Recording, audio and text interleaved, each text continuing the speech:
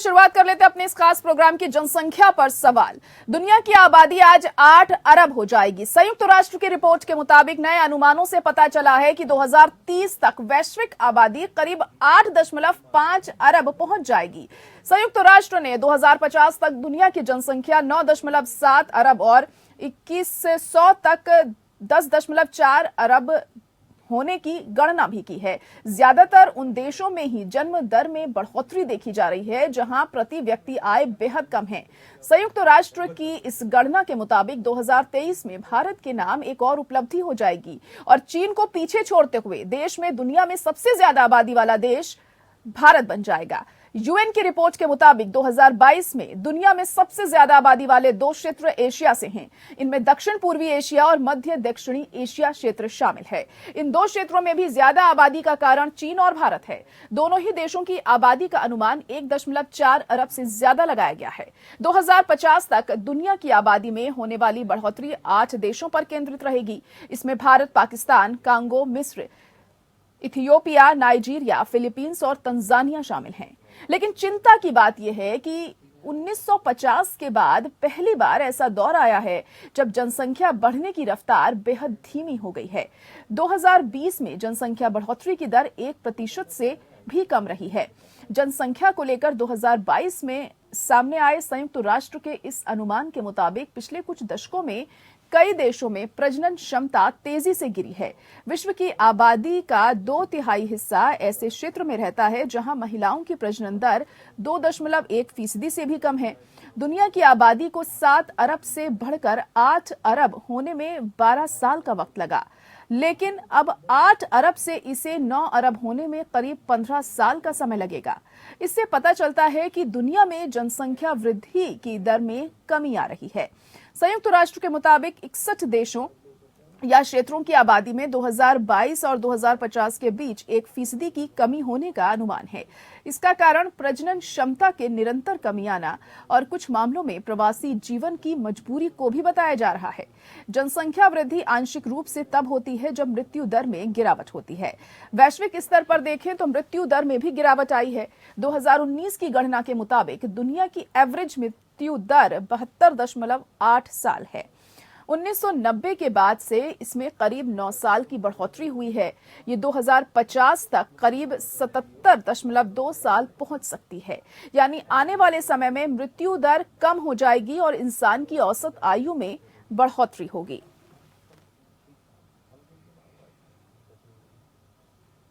तो दुनिया की जनसंख्या को लेकर एक बार फिर से सवाल उठता हुआ दिखाई दे रहा है, क्योंकि लगातार जो जनसंख्या में इजाफा हो रहा है इस पर सवाल खड़े हो रहे हैं और कहीं ना कहीं जो भारत है वहां की जनसंख्या, यहाँ की जनसंख्या सबसे ज्यादा बढ़ती हुई हमें दिखाई दे रही है और ऐसा माना जा रहा है कि 2023 में चीन को भी पीछे छोड़ सकता है। तो दुनिया की आबादी आपको बता दें कि 8 अरब डॉलर आज हो जाएगी। एक संयुक्त राष्ट्र की रिपोर्ट में ये बात साफ हुई है और अनुमानों से पता चलता है कि 2030 तक वैश्विक आबादी करीब 8.5 अरब तक पहुंच जाएगी। इसी पर आज हम चर्चा करने वाले हैं। खास मेहमान हमारे साथ इस वक्त जुड़ चुके हैं। मधुकर गुप्ता जी जो कि पूर्व आईएएस हैं वो हमारे साथ जुड़ गए हैं। इसके अलावा हमारे साथ प्रोफेसर डॉक्टर कुलदीप मलिक जुड़ चुके हैं जो कि पॉपुलेशन एक्सपर्ट हैं। आप दोनों का बहुत स्वागत है हमारे इस खास प्रोग्राम में। सबसे पहले प्रोफेसर मलिक मैं आपके पास आऊंगी क्योंकि आप पॉपुलेशन एक्सपर्ट हैं और बेहतर तरीके से इन चीजों को समझते होंगे। देखिए, आबादी लगातार बढ़ती चली जा रही है और आज 8 अरब आबादी हो जाएगी। संयुक्त राष्ट्र की रिपोर्ट में यह बात साफ हो चुकी है और 2030 तक 8.5 अरब तक यह आबादी पहुंच जाएगी। किस तरह से आप इसे देख रहे हैं? बहुत ही चिंतनीय एवं बहुत ही गंभीर विषय है और सबसे पहले तो मैं धन्यवाद दे दूं कि शायद मीडिया के अंदर अब इस विषय की चर्चा होने लगी। अदरवाइज मीडिया वाले तो इस विषय पे जो है बात ही करना पसंद नहीं करते। अगर मैं अपने देश की बात करूं, आज हमारा देश जनसंख्या विस्फोट की तरफ बढ़ रहा। अगर हम दूसरे देशों से अपना कंपेयर करें, अपने देश की कंपेयर करें, अगर मैं अमेरिका की बात करता हूं तो अमेरिका के पास में जो क्षेत्रफल है वो 98 लाख वर्ग किलोमीटर का क्षेत्रफल है, जबकि वहाँ आबादी है 34 करोड़। मैं ब्राजील की बात करूं, ब्राजील का क्षेत्रफल 76 लाख वर्ग किलोमीटर, वहाँ की आबादी है 21 करोड़। मैं कनाडा की बात करूं, कनाडा का क्षेत्रफल 99 लाख वर्ग किलोमीटर, वहां की आबादी मात्र 4 करोड़। और अगर मैं ऑस्ट्रेलिया की बात करूं, ऑस्ट्रेलिया का क्षेत्रफल 76 लाख वर्ग किलोमीटर और वहां की आबादी है मात्र 2.5 करोड़। लेकिन अगर मैं अपने देश की बात करता हूं, हिंदुस्तान की बात करता हूं, भारत की बात करता हूं, हमारा क्षेत्रफल मात्र 32 लाख वर्ग किलोमीटर का और यहाँ की आबादी है 140 करोड़। आपने ही बताया, यूएनओ की रिपोर्ट बता रही कि अगले साल यानी कि 2023 तक हम चाइना को छोड़कर नंबर 1 हो जाएंगे। क्यों भाई, कैसे काम चलेगा? आज सांस लेने के लिए हवा नहीं बच रही, पीने के लिए पानी नहीं बच रहा, खाने के लिए कुछ खाद्यान्न नहीं बच रहा, हमारे बच्चों के पास अच्छी एजुकेशन व्यवस्था नहीं बच रही। दुनिया के अंदर अगर सबसे ज्यादा भुखमरी है तो वो हिंदुस्तान के अंदर है, अगर सबसे ज्यादा कुपोषण है तो वो हिंदुस्तान के अंदर है, सबसे ज्यादा बेरोजगारी है वो हिंदुस्तान के अंदर है। जी बिल्कुल, पॉपुलेशन के साथ साथ बहुत सी समस्याएं भी देखिए प्रोफेसर साहब उत्पन्न होती हैं और इन सबसे निपटना बहुत महत्वपूर्ण हो जाता है। मधुकर गुप्ता जी, आपको क्या लगता है जिस तरीके से आज अब जो दुनिया की जनसंख्या है 8 अरब हो गई है और भारत का भी एक बड़ा उसमें योगदान है, आप किस तरह से इसे देख रहे हैं? और हम अपने देश की अगर बात करें तो किस तरह से इस दिशा में अब कदम उठाए जाने चाहिए? आजादी के वक्त में 1947 में भारतवर्ष की आबादी जो थी वो 33 करोड़ थी। पिछले 75 साल में ये बढ़ के 4 गुना हो गई है। हम डेमोग्राफिक डिविडेंड की बात करते हैं, जैसे डॉक्टर मलिक फरमा रहे थे कि इन जो 4 गुना आबादी बढ़ी है और जो युवा आबादी बढ़ी है उनके लिए खाद्यान्न कहाँ से आएगा, उसके बाद इनको नौकरियां, इनको लाइवलीहुड हम कहाँ से देंगे। हम कई बार डेमोग्राफिक डिविडेंड की बात करते हैं कि हमारी बहुत बड़ी स्ट्रेंथ है, तो ये बहुत बड़ी लायबिलिटी है। दूसरी बात यह है कि इनको उस लेवल पे हम लेके आए पढ़ाई लिखाई के माध्यम से कि ये एम्प्लॉयबल बन सके। बहुत सारे सर्वेज हो चुकी हैं, रिसर्च हो चुकी है कि जो युवा ग्रेजुएट्स भी हैं, इवन इंजीनियरिंग ग्रेजुएट्स हैं हमारे देश में, वो ग्रेजुएट्स तो हैं पर वो एम्प्लॉयबल नहीं है जी। प्रश्न चिन्ह हमारी जो एजुकेशन है, क्वालिटी ऑफ एजुकेशन है, उस पर भी लग रहे हैं। देखिए, कोई महिला आज की डेट में, मैं 36-37 साल फील्ड में मैंने काम किया है, कोई महिला पढ़ी लिखी अनपढ़ किसी जाति विशेष, किसी धर्म की महिला से पूछो आज की डेट में हमारे देश में, तो कोई नहीं कहेगी कि मुझे 2 से ज्यादा बच्चे चाहिए। तो इसके लिए कोई डिग्रियों की आवश्यकता नहीं है। एक बहुत साधारण बात है, भारत ने पहल की थी 1950 के दशक में, परिवार कल्याण त्रिकोण वाला साइन 1950 के दशक में आया था और बहुत काम भी हुआ। आप तमिलनाडु को उदाहरण दीजिए, तमिलनाडु ने पिछले 25 साल में जो ग्रोथ रेट है वो बहुत नीचे लेके आए हैं। मेरे पास आंकड़े भी नहीं है पर वो शाइनिंग एग्जाम्पल है। केरल, तमिलनाडु हमारे ही देश के प्रदेशों ने करके दिखाए हैं, तो इन्होंने करके दिखाया है तो दूसरे प्रदेश क्यों नहीं कर सकते?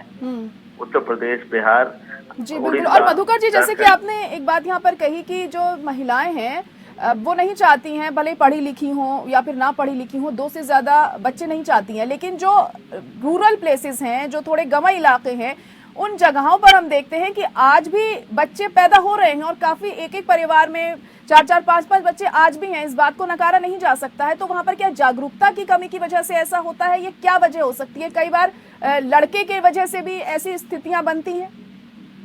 देखो, लड़के वाली स्थिति जो है ना अभी भी है और उसको एकदम से एक दिन में उसको बदला नहीं जा सकता है। जो बदलाव है उसके लिए पीढ़ियां लगती हैं, वो है।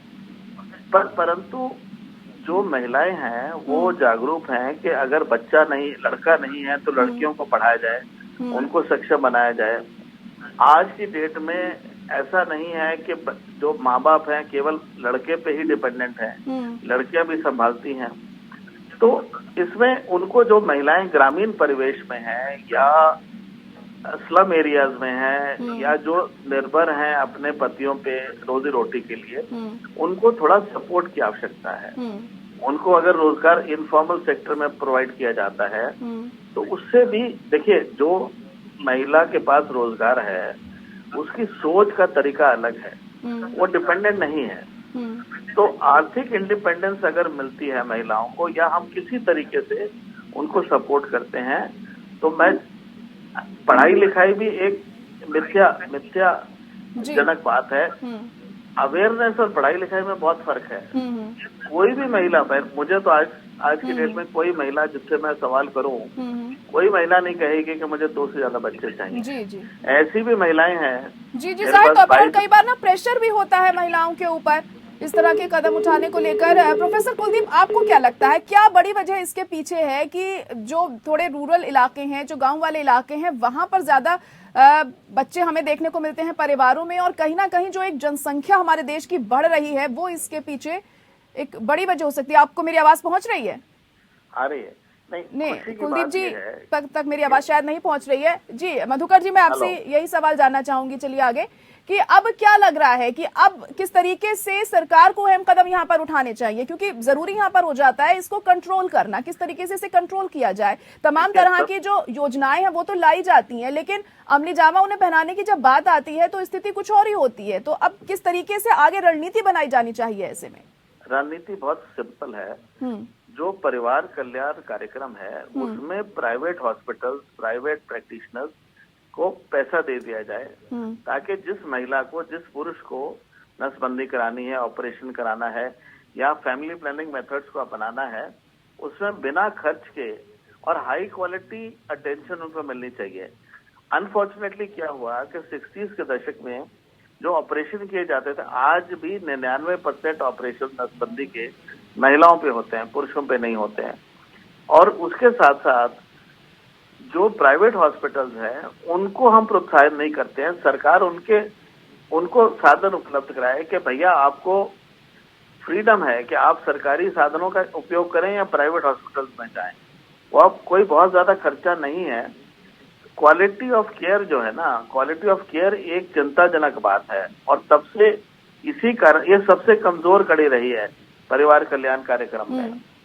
तो हमें जो स्टरलाइजेशन है, ये परिवार कल्याण के जो तरीके हैं, डिवाइसेस हैं या ऑपरेशन है, स्टरलाइजेशन है, वो हाई क्वालिटी का करना चाहिए ताकि उसमें रिस्क जो है महिला को, पुरुष को ऑपरेशन के दौरान वो कम हो सके। जी बिल्कुल, हम बात कर रहे हैं जनसंख्या पर सवाल की कि आखिर क्यों लगातार आबादी बढ़ती चली जा रही है और 1 अरब हो चुकी है आबादी अगर हम बात करें दुनिया में। तो खास मेहमान हमारे साथ बने हुए हैं डॉक्टर कुलदीप। मैं आपके पास अब आना चाहूंगी यहाँ पर।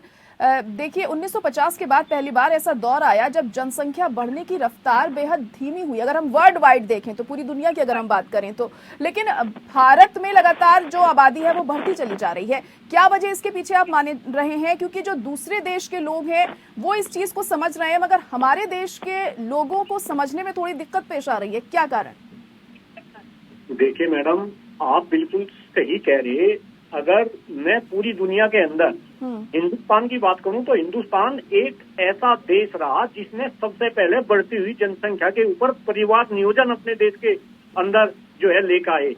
लेकिन बहुत सारी स्कीम चलाई गई। मैं तो बचपन से देख रहा, हमारे दो छोटा परिवार, सुखी परिवार, हमने इस देश की जनता को बढ़ती हुई जनसंख्या के प्रति जागरूक करने की कोशिश की। लेकिन अब तो हम ये बोल रहे कि अब इस जागरूकता से काम नहीं चलेगा। अगर आपको इस देश की जनसंख्या को नियंत्रण करना है तो आप अपने पड़ोसी देश चाइना से क्यों नहीं सीखते?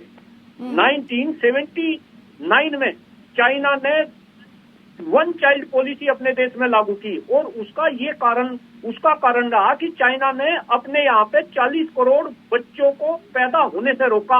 और आज अगर चाइना वर्ल्ड की 2nd नंबर की अर्थव्यवस्था है तो उसके पीछे कहीं न कहीं चाइना की 1 चाइल्ड पॉलिसी है। मैं आपको बता दूं, जब चाइना ने ये पॉलिसी अपने देश में लागू करी तो उस समय जो चाइना की अर्थव्यवस्था थी और प्रति व्यक्ति आय थी 1979 में हिंदुस्तान की और चाइना की वो बराबर थी।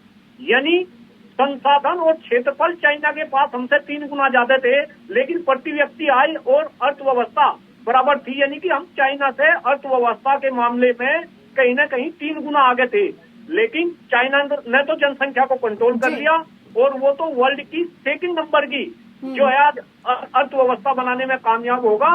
लेकिन हम कहाँ गए, हमें ये सोचना पड़ेगा। तो अगर आपको हिंदुस्तान की जनसंख्या को कंट्रोल करना है तो अब जागरूकता से काम नहीं चलेगा।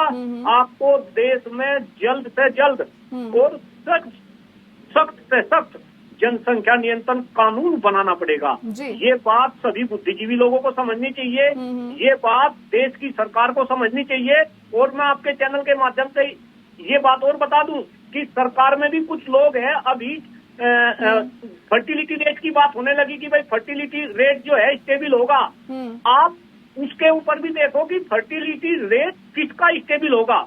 इस देश में जो संपन्न लोग हैं, जिनको ज्यादा बच्चे पैदा करना चाहिए, वो तो एक एक बच्चा या दो दो बच्चे पैदा कर रहे हैं। और जो अपना खुद का पेट नहीं भर सकते, वो अभी भी दो दो से ज्यादा 10-10 बच्चे पैदा कर रहे हैं। उनके बच्चे आगे जाके इस देश को बनाने का काम कर रहे हैं या बिगाड़ने का काम कर रहे हैं, ये भी कहीं ना कहीं हमें सोचना पड़ेगा। इसलिए जागरूकता से काम नहीं चलेगा। देश में जल्द से जल्द और जी बिल्कुल, और इसी वजह से ये बड़ी समस्या है, क्योंकि बेरोजगारी भी ऐसे में बढ़ती है, क्योंकि जनसंख्या बढ़ती है तो लोगों को उतनी नौकरियां नहीं मिल पाती हैं, तमाम तरह की दिक्कतें यहाँ पर पेश आती हैं। मधुकर जी, आपको क्या लगता है, इसी वजह से देश से पलायन भी होता है, लोग दूसरे देशों में जाकर बसना ज्यादा पसंद कर रहे हैं आजकल, और हमारे देश में हम देखते हैं कि रोजगार की जो स्थिति है वो इतनी बेहतर नहीं है। क्या इसके पीछे भी एक बड़ी वजह जनसंख्या है? देखिए, मैं पहली बार बांग्लादेश गया था।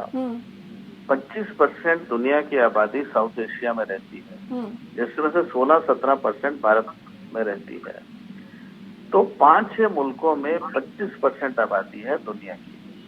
मैं पहली बार बांग्लादेश गया तो मुझे लगा कि यहाँ लोग ही लोग नजर आ रहे हैं सब जगह पे।